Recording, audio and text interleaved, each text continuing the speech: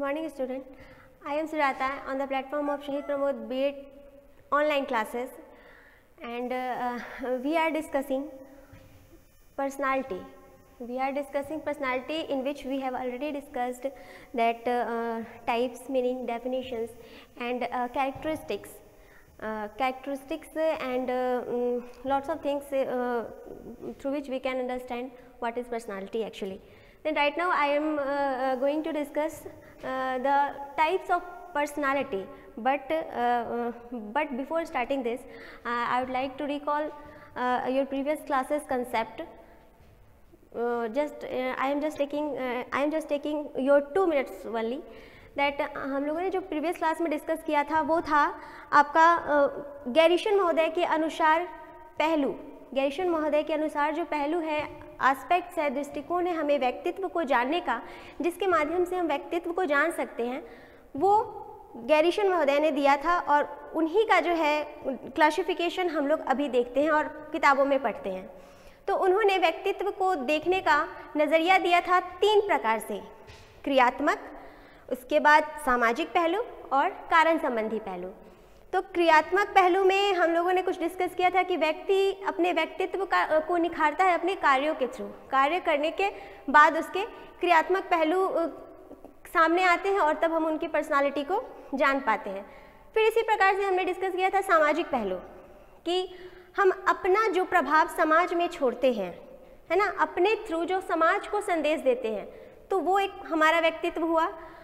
और last one था कि कारण संबंधी पहलू, कि किस कारण से व्यक्ति हमें जान पाते हैं, जो इफ़ेक्ट हम समाज को, हमने जो संदेश समाज को दिया, फिर समाज फिर अपना धारणा मेरे प्रति, है ना, उस व्यक्ति के प्रति जो अपना व्यक्तित्व निखार रहा है। हर व्यक्ति हमारे समाज में अपने व्यक्तित्व को निखार रहा है कहीं ना कहीं, किसी न किसी रूप में, किसी न किसी माध्यम से, और किसी न किसी गोल को ओरिएंट होके। तो वो व्यक्ति के प्रति जो समाज धारणाएं बना लेती हैं, वो कारण संबंधी हुआ कि आखिर किस कारण वो व्यक्ति दूसरे पर अपनी प्रतिक्रियाओं को रख पाता है। तो ये 3 पहलू हमें व्यक्तित्व को निखारने या व्यक्तित्व को जानने का है, जो व्यक्तित्व को जानने का मौका देती है, जो गैरीशन महोदय ने बताया था। उसके बाद हमने लास्ट क्लास में क्या पढ़ा था, कैरेक्टरिस्टिक्स ऑफ पर्सनालिटी।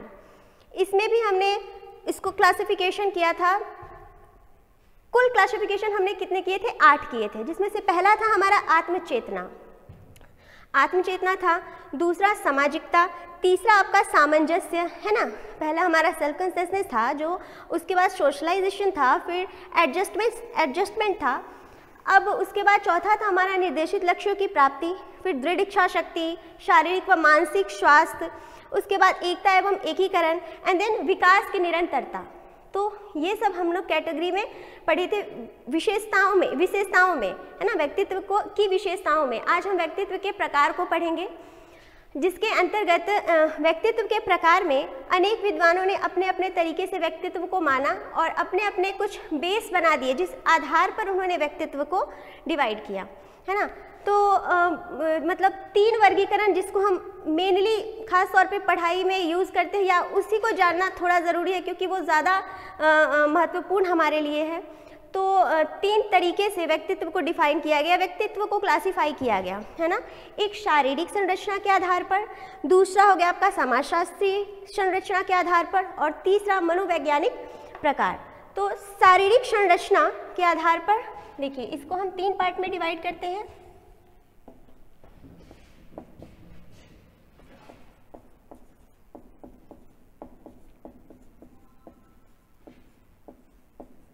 शारीरिक संरचना के आधार पर, शारीरिक संरचना आधार, और दूसरा आधार हमारा है समाजशास्त्रीय आधार,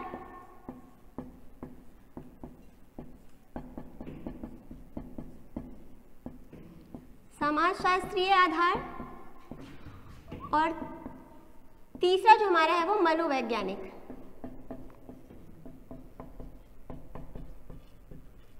मनोवैज्ञानिक आधार। तो ये जो शारीरिक संरचना का आधार है, उसको हम लोगों ने बोला है क्या, कि constitutional type, sociological type and ये साइकोलॉजिकल टाइप। कॉन्स्टिट्यूशनल टाइप्स को भी 3 पार्ट में डिवाइड किया गया है, और ये जो शारीरिक रचना का जो प्रकार दिए वो दिए क्रेचमर ने। ये किन्होंने दिया? ये क्रेचमर के अनुसार। क्रेचमर ने शारीरिक संरचना का आधार माना पर्सनालिटी को डिवाइड करने, पर्सनालिटी को क्लासिफाई करने के लिए।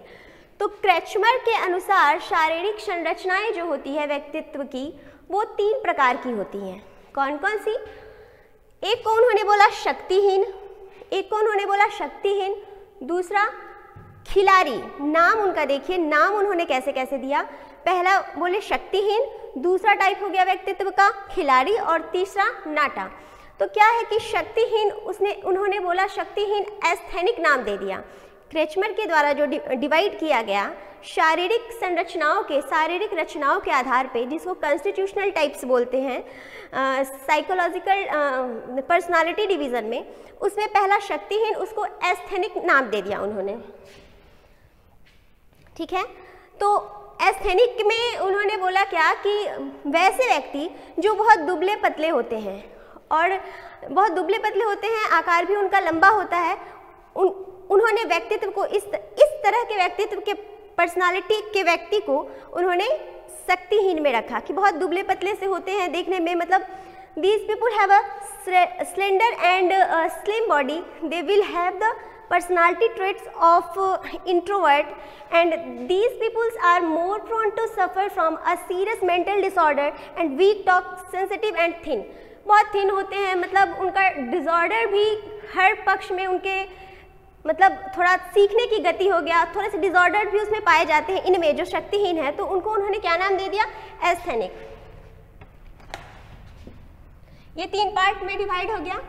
अभी आते हैं पहले में, शारीरिक संरचना या शारीरिक रचना के आधार पर।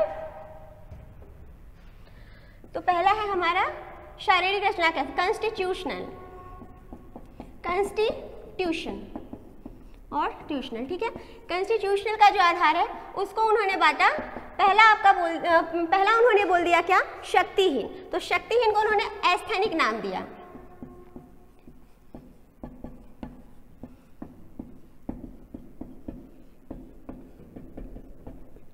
शक्तिहीन को एस्थेनिक, यहाँ पे एक छोटा सा स्पेस दीजिए। उसके बाद शक्तिहीन के बाद जिसमें दुबले पतले आ जाते हैं, जिनमें डिसऑर्डर वाले होते हैं, वीक होते हैं, स्लिम होते हैं देखने में, है ना, थिन होते हैं, तो ये सब शक्तिहीन कैटेगरी में आए। उनकी पर्सनालिटी कैसी हो गई? Asthenic type. फिर सेकंड उन्होंने दिया खिलाड़ी। वैसे जो बहुत स्ट्रांग है, उनकी पर्सनालिटी स्ट्रांग है और देखने में भी एकदम एथलीट की तरह है, तो उनको एथलेटिक टाइप्स दे दिया। तो सेकंड टाइप क्या दिया क्रेचमर ने? खिलाड़ी का एथलेटिक, एथलेटिक टाइप दिया, उनमें स्ट्रांग पर्सनालिटी को डाला। That guys, these peoples will have a strong body, they have more energetic and aggressive, and they will be strong enough, determined, adventurous and balanced, serious thinking and interested in activity with the other people. They are interested in activities and in communication with the other। मतलब बहुत ही समायोजित, बहुत ही मिलनसार किस्म के होते हैं, और बहुत ही मतलब इनके साथ क्या है कि स्वस्थ होते हैं। इनका मतलब देखने में मांसपेशियाँ मतलब बहुत एकदम हिस्ट पुष्ट जिसको बोलते हैं, स्ट्रांग मतलब हेल्दी, एंड क्या बोल सकते हैं उसको, व्यक्तियों में सामंजस्य स्थापित करने के लिए हमेशा ये उत्सुक रहते हैं। इस प्रकार के व्यक्तित्व वाले व्यक्ति को उन्होंने खिलाड़ी के कैटेगरी में डाला। यहाँ पे थोड़ा सा स्पेस देंगे। और तीसरा जो टाइप उन्होंने बोला वो बोला नाटा का। नाटा जिसको इन्होंने बोल दिया पाइकनिक। अब पाइकनिक के कैटेगरी में वैसे पर्सनालिटी आती हैं जो बहुत गोल मटोल से देखने में होते हैं, नाटा होते हैं, और उनका व्यक्तित्व दूसरे को बहुत अधिक प्रभावित करता है। तो ऐसे व्यक्तित्व वाले व्यक्ति को उन्होंने डाल दिया इस श्रेणी में। किसमें? पाइकनिक में। तो ये तो था कि क्रेचमर के अनुसार, है ना।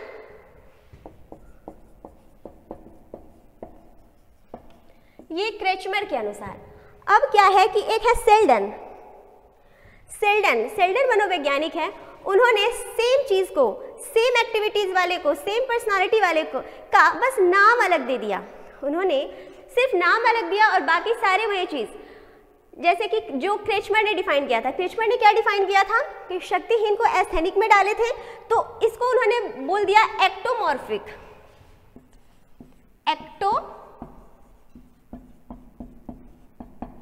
एक्टोमॉर्फिक जो कि एस्थेनिक का जिसमें गुण होगा वो एक्टोमॉर्फिक उन्होंने बोला। और एक्टोमॉर्फिक या फिर शक्तिहीन का क्या था कि जो बहुत ही मतलब सीरियस मेंटल डिसऑर्डर को कैरी करते हैं या फिर बहुत वीक होते हैं, है ना, टिक सेंसिटिव, टॉक भी करेंगे तो सेंसिटिव ढंग से करेंगे, मतलब डर डर के करेंगे, बहुत थिन होते हैं, पतले होते हैं, उसको उन्होंने शक्तिहीन के कैटेगरी में डाला, जिनको क्रेचमर ने एस्थेनिक बोला और सेल्डन जो थे वो एक्टोमॉर्फिक बोला। अब क्या है कि अब खिलाड़ी वाला एथलेटिक को भी उन्होंने मेसोमॉर्फिक बोला, बस नाम चेंज किया और बाकी सारे गुण वही थे। उन्होंने कहा कि जो स्ट्रॉन्ग पर्सनालिटी है, जिनका एथलीट की तरह दिखावा है, वो सब है वो मेसोमॉर्फिक कैटेगरी में डाल दिया, किन्होंने, सेल्डन ने। अब तीसरे का नाम क्या दिया? तीसरे का नाम दिया इंडोमॉर्फिक।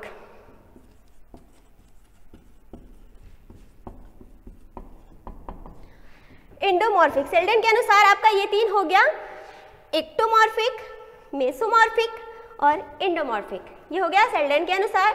और क्रेचमर के अनुसार जो टाइप्स हुआ पर्सनालिटी का, जो कि किस पे है, कॉन्स्टिट्यूशनल पर्सनालिटी है, शारीरिक रचना के तौर पे है, शारीरिक रचना की पर्सनालिटी है। इसमें आ गया आपका शक्तिहीन, खिलाड़ी और नाटा, एस्थेनिक, एथलेटिक और पाइकनिक। ठीक है, ये तीन हो गया आपका कॉन्स्टिट्यूशनल स्ट्रक्चर के आधार पे। पहला आपका टाइप्स यहाँ पे हुआ पर्सनालिटी का, वो था कॉन्स्टिट्यूशनल, जो कि शारीरिक संरचना या शारीरिक रचना के आधार पे। अब दूसरा टाइप क्या है? दूसरा टाइप है आपका समाजशास्त्रीय आधार पे या फिर सोशियोलॉजिकल टाइप। सोशियोलॉजिकल टाइप में क्या है?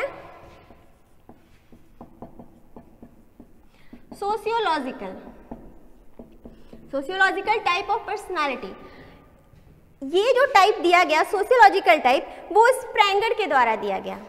सोशियोलॉजिकल टाइप पर्सनालिटी के डिवीजन का जो है वो स्प्रेंगर के द्वारा दिया गया, और स्प्रेंगर महोदय ने व्यक्ति के सामाजिक कार्यों और स्थितियों के अनुसार, उन्होंने व्यक्ति के सामाजिक कार्यों और स्थितियों के अनुसार, है ना, इनका डिवीजन किया व्यक्तित्व का, जो कि 6 टाइप्स उन्होंने दिया। पहला था सैद्धांतिक, इसमें पहला आपका चलिए थ्योरेटिकल,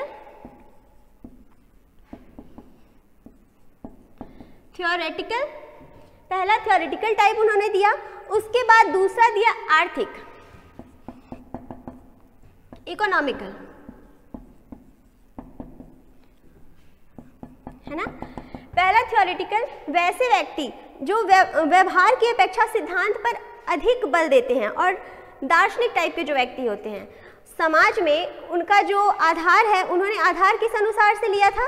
वो अनुसार था उनका सामाजिक कार्यों के प्रति, जो दार्शनिक होते हैं, है ना, जो सिद्धांत पर अपना कोई उनका वो नहीं होता, लेकिन जो सिद्धांत बन गया उसी सिद्धांत पर चलेंगे, तो वो कैसे हो गए? सैद्धांतिक, थ्योरेटिकल टाइप।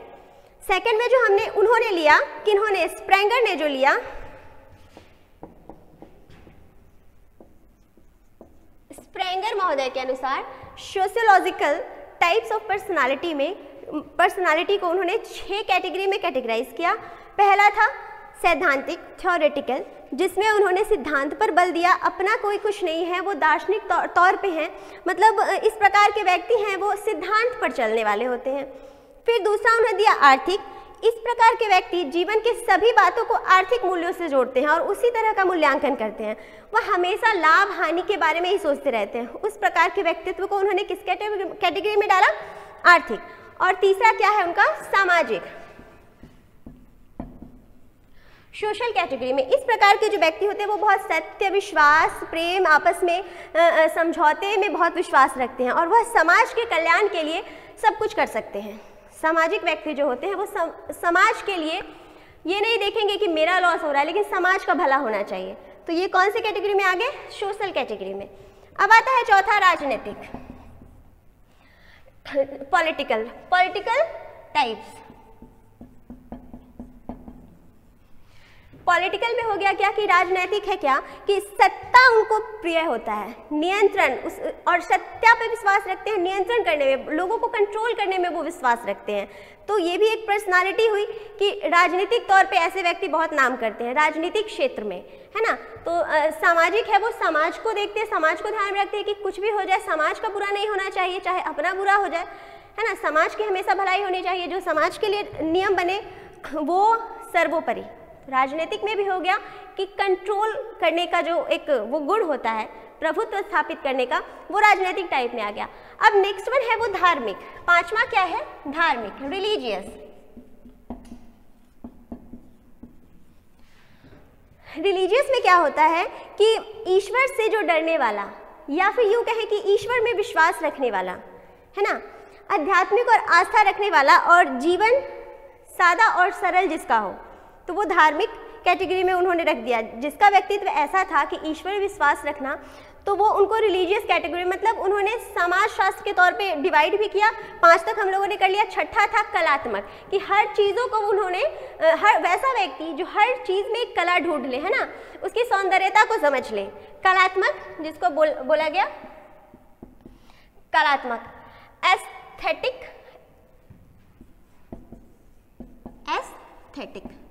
ठीक है, कलात्मक व्यक्ति कि मतलब प्रत्येक वस्तु को कला की दृष्टि से देखता हो और उसमें कला और सौंदर्य में संबंध स्थापित करने की प्रबल इच्छा रहती है हर वक्त।